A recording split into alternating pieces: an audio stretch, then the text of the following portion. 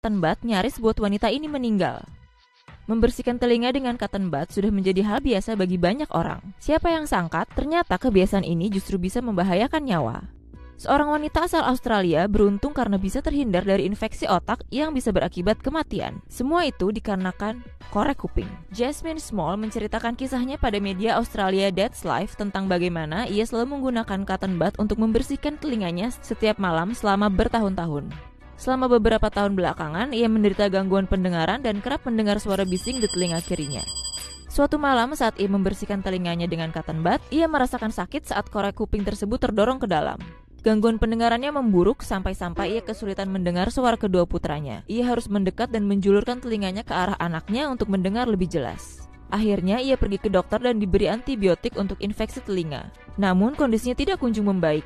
Jasmine melihat cairan kecoklatan yang lama-kelamaan menjadi darah pada cotton budnya. Jasmine kemudian dipertemukan dengan dokter THT dan melakukan CT scan. Dokter kemudian mengatakan pada Jasmine kalau ia seharusnya menemuinya 4 atau 5 tahun lalu. Ia menjelaskan bahwa infeksi bakteri parah telah menggerogoti tengkorak di belakang telinga Jasmine. Jasmine harus menunda rencana bulan madunya karena ia harus menjalani operasi secepat mungkin sebelum terlambat. Ahli bedah harus merekonstruksi saluran telinga Jasmine dan mengambil jaringan yang terkena infeksi. Proses ini berlangsung selama 5 jam.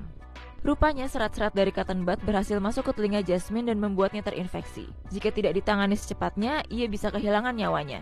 Kapas yang menumpuk di dalam telinga telah bernanah selama 5 tahun dan tulang tengkorak belakang telinga Jasmine sudah setipis kertas. Meskipun operasi berhasil membersihkan infeksi pada telinganya, pendengaran Jasmine sudah terlanjur rusak secara permanen. Dokter menjelaskan kalau kemungkinan ia mendorong korek kuping terlalu dalam dan melakukannya terlalu sering.